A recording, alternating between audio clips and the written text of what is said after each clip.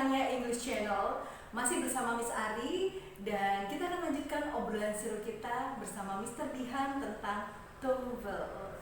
Halo Mr. Dihan, how are you today? Fine, thank you.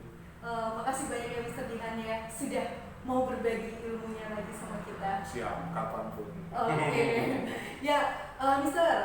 Di video kemarin kan kita sempat ini ya cerita tentang apa itu TOEFL. Nah, ternyata ada beberapa pertanyaan, Mister. Salah satunya adalah bagaimana sih menghadapi tes TOEFL?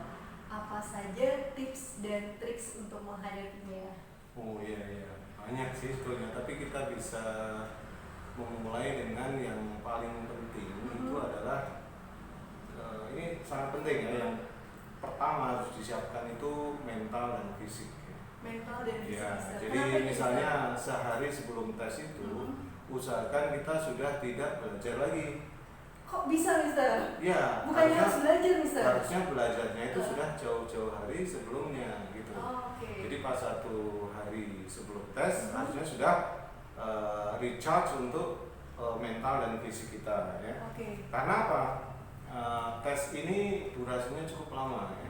Jadi energi kita itu diperlukan banyak sekali. Kalau kita nggak fresh, hari terakhir sebelum ujian kita masih belajar, kita malah capek. Pas tes nanti kita loyo, nggak ada energi lagi ya.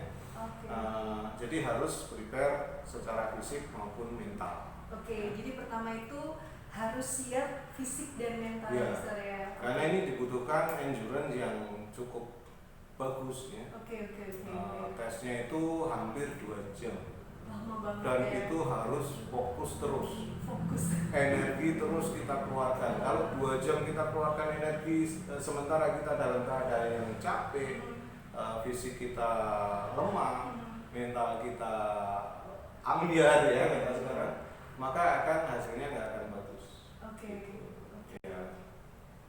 Nah. Kemudian yang kedua, usahakan datang lebih awal biar kita kalau istilah ininya reading the room ya.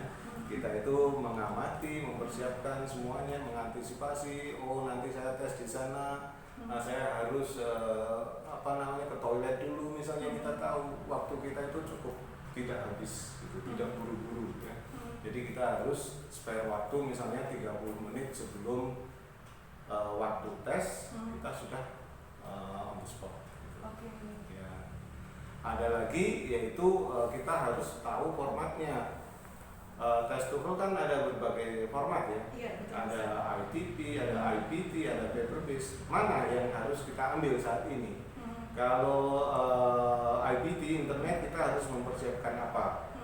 Ya. Kemudian kalau ITP harus bagaimana? Nah, itu kita juga harus tahu formatnya biar kita tidak kaget. Gitu.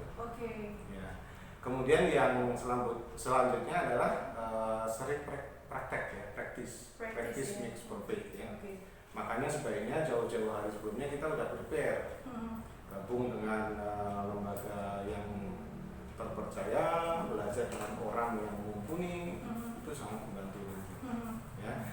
Kemudian yang terakhir itu memang ada perencanaan pembelajaran ya. Jangan sampai kita besok mau tes 2 hari sebelumnya kita baru prepare everything ya. Itu nggak bagus ya. Jadi semuanya harus well prepared. Ya kira-kira itulah. Ada sekitar 5 tadi ya. Yang pertama berarti harus persiapan fisik dan mental, datang lebih awal, kemudian praktek ya. Kemudian tahu format yang mana kita ambil, dan yang terakhir adalah kita sebisa mungkin prepare pembelajaran kita itu sedini mungkin. Mister, ini menarik nih, poin kelima Mister ya, rencana pembelajaran. Kalau dari pengalaman Mister sendiri ya, berapa lama sih waktu yang kira-kira harus kita butuhkan untuk belajar TOEFL? Idealnya ya? Prinsipnya the longer the better ya. The longer the better. Jadi nggak bisa mendadak ya? Mendadaknya dalam artian apa? Kalau dalam artian minggu itu sudah nggak bisa harusnya. Paling tidak bulan ya. 1 bulan kalau intensif itu masih bisa. Paling nggak kita prepare itu sekitar 30 sesi ya. Lumayan untuk, ya. Ya harusnya walaupun kita prepare dengan 4 sesi itu bisa aja, cuma nggak akan maksimal gitu loh. Oke. Jadi prepare yang ideal itu tadi, the longer the better. The longer the better ya. Ya. Oke ya. Jadi teman-teman yang mau menghadapi tes TOEFL jangan mendadak. Ya. Apalagi di saya suka ada yang sistem kebut semalam ya, wayangan. Itu bisa sih. Iya. Berhasil tesnya, tapi berhasil dengan tidak sukses. Jadi memang persiapan yang matang, Oke. terarah ya, terbimbing ya tentunya ya. Kalau belajar sendiri juga nggak akan sebagus hasilnya kalau ada pembimbing. Jadi butuh pembimbing ya, butuh mentor ya. Betul ya. Kenapa sih Mister mesti ada pembimbing gitu Mister?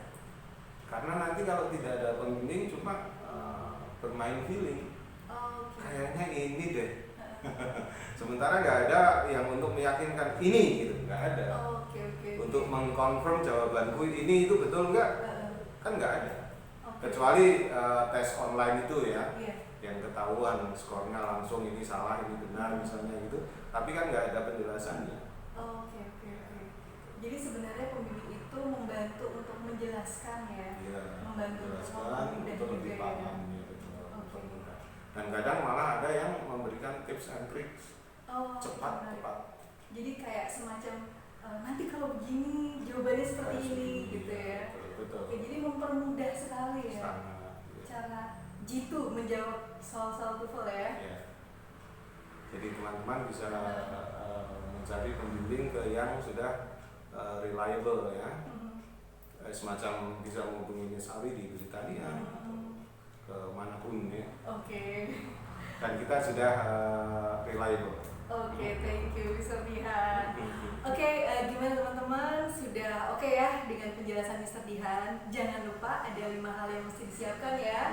Yang pertama itu persiapan fisik ya, fisik mental. Kemudian kita juga harus datang lebih awal ya. Datang lebih awal, terus tahu format tesnya. Jangan sampai mau ujian kita nggak tahu apa yang mau diujikan ya. Kagok ya. Misalnya IBT kita nggak tahu mengoperasikan mouse bagaimana, mana yang diklik, wah itu repot nanti. Jadi benar-benar mesti well prepared banget ya. Yang banyak latihan. Dan yang terakhir itu mesti ada rencana pembelajaran. Jadi seperti kata pepatah, kota Roma tidak dibangun dalam waktu semalam. TOEFL juga gitu ya Mister ya. Kalau ini ada instan, TOEFL belum ada instannya Mister. Harusnya nggak ada instan. Nggak ada instannya. Teman-teman, terima kasih banyak sudah menonton video ini. Semoga bermanfaat buat kalian semua. Terima kasih banyak Mr. Dihan sudah berbagi tips dan triknya. Terima kasih banyak. Sampai jumpa di video berikutnya. Bye bye.